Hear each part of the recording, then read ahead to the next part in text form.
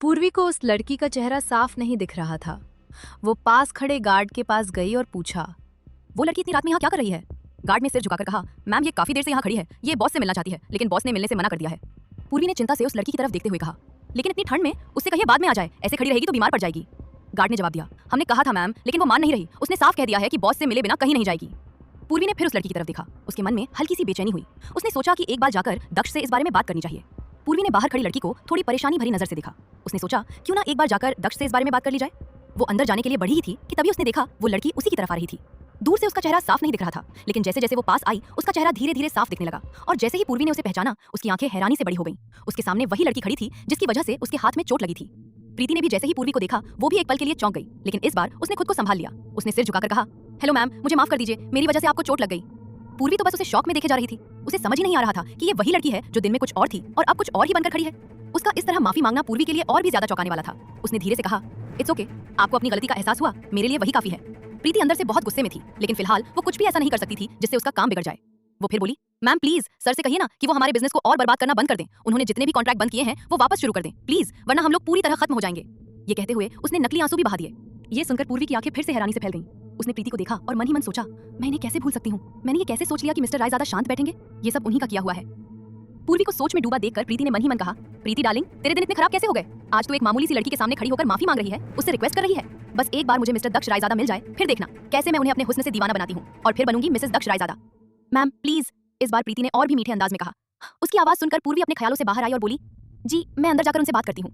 इतना कहकर पूर्वी अंदर चली गई। उसके जाते ही प्रीति ने राहत की सांस ली। अंदर जाकर पूर्वी ने देखा कि वहां सिर्फ दक्ष ही बैठा था। उसने इधर उधर नजर दौड़ाई, फिर उससे 2 कुर्सी छोड़कर बैठ गई। उसने गौर किया कि दक्ष की प्लेट अभी खाली थी। जैसे ही पूर्वी ने अपनी प्लेट में खाना लिया, दक्ष ने भी खाना लेना शुरू कर दिया। अब पूर्वी को समझते देर नहीं लगी कि वो उसी का इंतजार कर रहा था। पूर्वी ने अभी एक निवाला ही लिया था कि तभी दक्ष की आवाज आई, इतना टाइम लगा तुम्हें? घर पर सब ठीक है? पूर्वी ने बस हल्के से सिर हिलाकर हाँ कर दी, फिर थोड़ी हिम्मत जुटाकर बोली, मिस्टर रायजादा, आपसे मिलने बाहर एक लड़की आई है, आप उससे मिल क्यों नहीं लेते? पूर्वी की ये बात सुनते ही दक्ष के हाथ रुक गए। उसने हैरानी से उसे देखा और कहा, तुम उस लड़की को, एक मिनट, क्या तुम उससे मिली अभी? जी वो। पूर्वी कुछ कहने ही वाली थी कि तभी दक्ष ने गुस्से में उसकी बात काट दी। तुम इन सब में दखल नहीं दोगी? दक्ष की आवाज इतनी सख्त थी कि पूर्वी की हिम्मत ही नहीं हुई आगे कुछ कहने की। वो चुपचाप अपना खाना खत्म करने लगी, फिर बिना कुछ बोले वहां से उठी और सीधे अपने कमरे में चली गई। दक्ष ने जाते हुए पूर्वी को एक नजर देखा, फिर निर्वेद को मैसेज किया और स्टडी रूम की तरफ चला गया। उधर पूर्वी अपने कमरे में इधर उधर टहल रही थी। उसने खिड़की से झांककर नीचे खड़ी प्रीति को देखा तो उसे उसके लिए काफी बुरा लगा। तभी उसने देखा कि कुछ गार्ड्स आए और प्रीति को डांटने धमकाने लगे। वो उसे जबरदस्ती बाहर निकालने की कोशिश कर रहे थे। पूर्वी को यह सब बिल्कुल अच्छा नहीं लगा, लेकिन तभी उसने देखा कि प्रीति नीचे गिर गई। ये देखकर पूर्वी जल्दी जल्दी नीचे की तरफ भागी। उसे इतनी हड़बड़ी में जाते देख अदिति, जो किचन की तरफ पानी लेने जा रही थी, उसने पूछा, अरे तुम इतनी जल्दी में कहाँ जा रही हो? लेकिन पूर्वी ने उसकी बात सुनी ही नहीं और सीधे बाहर निकल गई। अदिति को कुछ गड़बड़ लगी तो वो भी उसके पीछे पीछे चल दी। जब पूर्वी बाहर पहुंची तो उसने देखा कि प्रीति जमीन पर पड़ी है और गार्ड्स उसे घसीटते हुए बाहर ले जाने की कोशिश कर रहे थे। पूर्वी तुरंत उसके पास गई और उसे सहारा देते हुए बोली, आप ठीक है? पूर्वी को वहां देखकर गार्ड्स की हिम्मत नहीं हुई कुछ कहने की। वो सब थोड़ा पीछे हट गए और सिर झुकाकर खड़े हो गए। उन्हें पता था कि अगर उन्होंने कुछ गलत किया तो दक्ष उन्हें छोड़ने वाला नहीं था। प्रीति ने यह सब नोटिस कर लिया था। उसने पूर्वी को गौर से देखा और मन ही मन सोचा, इसमें ऐसा क्या है जो दक्ष को इससे इतना लगाव है? लेकिन अब तुम ही मुझे मिस्टर रायजादा तक पहुंचाओगी। फिर प्रीति ने पूर्वी का हाथ कसकर पकड़ लिया और डरने का नाटक करने लगी। उसका एक्ट इतना रियल था कि कोई भी नहीं कह सकता था कि वो ड्रामा कर रही है। वहां खड़े लगभग सभी लोगों को उसका ये नाटक समझ आ रहा था, सिवाय पूर्वी के। ये कौन है? अदिति ने हैरानी से पूछा। तभी पीछे से एक भारी और सख्त आवाज आई, यहाँ क्या हो रहा है? सबने पलटकर देखा। वो दक्ष था जो किसी राजा की तरह वहां आ रहा था। दक्ष के पीछे निर्वेद भी था। निर्वेद को देखते ही अदिति ने मुंह फेर लिया। अदिति का ऐसा करना निर्वेद ने देख लिया और उसे ये बिल्कुल पसंद नहीं आया। दक्ष की नजर जैसे ही पूर्वी पर पड़ी, जो प्रीति को संभाले बैठी थी, उसने गुस्से में कहा, पूर्वी उसे छोड़ो और इधर आओ। पूर्वी ने तुरंत जवाब दिया, मिस्टर रायजादा आप ऐसा कैसे कर सकते हैं? ये एक लड़की है। दक्ष का गुस्सा और बढ़ गया। उसने सख्ती से कहा, पूर्वी मैंने तुमसे कहा ना, तुम्हें इसमें नहीं पड़ना है, चुपचाप अंदर जाओ अभी। उसकी आवाज सुनकर एक पल के लिए पूर्वी डर गई, लेकिन अगले ही पल उसने खुद को संभाला और सीधे उसकी आंखों में देखकर बोली, आप ऐसा कैसे कह सकते हैं? इन्होंने जो मेरे साथ किया था उसकी सजा देने का हक सिर्फ मेरा है। आप इन्हें इस तरह जलील नहीं करवा सकते। पूर्वी की बात सुनकर वहां मौजूद हर कोई हैरान रह गया। आज तक किसी की हिम्मत नहीं हुई थी दक्ष से आंख मिलाकर बात करने की, और यहाँ पूर्वी थी जो सीधे उसकी आंखों में देखकर उससे बहस कर रही थी। दक्ष खुद भी उसकी बात सुनकर थोड़ा चौंक गया था। उसे उम्मीद नहीं थी कि पूर्वी उससे इस तरह बात करेगी। उसने पूर्वी को देखा, वो सच में इस वक्त उससे नाराज थी। दक्ष उसके पास गया, उसका हाथ पकड़कर उसे प्रीति से अलग किया और अपने करीब खींचते हुए बोला, ये तुम्हारा मामला नहीं है अदिति, इसे अंदर लेकर जाओ अभी। पूर्वी ने गुस्से में उसकी तरफ देखा और बोली, आप ऐसा कैसे कर सकते हैं? आप समझ क्यों नहीं रहे? वो मेरी गुनहगार है तो सजा देने का हक भी मेरा है। आप कैसे सजा दे सकते हैं उसे? दक्ष का सब्र जवाब दे रहा था। उसने गुस्से में कहा, निर्वेद, अदिति, पूर्वी को यहाँ से लेकर जाओ। उसकी आवाज सुनते ही वहां खड़े सब लोग सहम गए। निर्वेद और अदिति तुरंत आगे आए और पूर्वी को पकड़कर अंदर ले जाने लगे। जाते जाते भी पूर्वी बार बार दक्ष से वही बात कह रही थी। उधर दक्ष ने गुस्से से प्रीति की तरफ देखा, जो अब भी जाते हुए पूर्वी को ही घूर रही थी।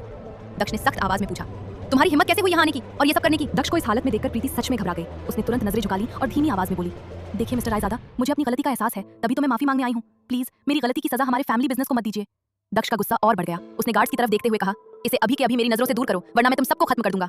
बस फिर क्या था, गार्ड्स ने 1 सेकंड भी नहीं गवाया। उन्होंने प्रीति को पकड़ा और उसे बाहर ले जाने लगे। प्रीति चिल्लाती रही, मदद के लिए पुकारती रही, लेकिन कोई भी उसकी तरफ देखने तक को तैयार नहीं था। सब ऐसे खड़े थे जैसे उन्होंने कुछ सुना ही ना हो। उधर निर्वेद और अदिति किसी तरह पूर्वी को उसके कमरे तक लेकर आए। अंदर आते ही उन्होंने उसे छोड़ दिया। छूटते ही पूर्वी ने गुस्से में दोनों को देखा तो दोनों ने नजरें फेर ली। पूर्वी गुस्से में बोली, तुम दोनों को समझ नहीं आ रहा था क्या? कब से कह रही थी मुझे छोड़ दो, मुझे मिस्टर रायजादा से बात करनी है।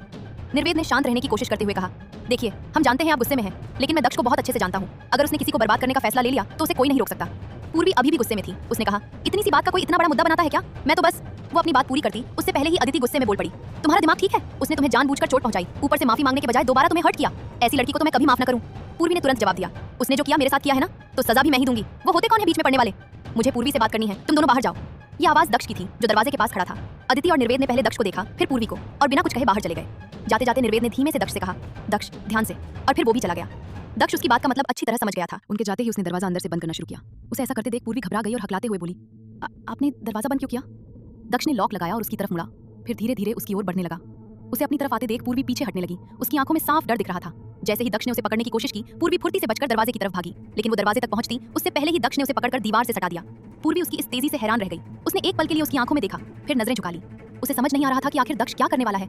दक्ष बस उसे देख रहा था। उसका चेहरा डर और घबराहट से लाल हो चुका था। वो थोड़ा और करीब आया और बिना कुछ कहे उसके होठों को हल्के से छू लिया। पूर्वी एकदम चौंक गई। उसकी आंखें हैरानी से फैल गईं। वो समझ ही नहीं पाई कि ये सब अचानक क्या हो रहा है। कुछ पल बाद दक्ष थोड़ा पीछे हुआ, लेकिन उसकी नजरें अब भी पूर्वी के चेहरे पर ही टिकी थीं। पूर्वी ने खुद को संभालते हुए गहरी सांस ली और उसके सीने पर हाथ रखकर दूरी बनाते हुए कहा, देखिए आप ये।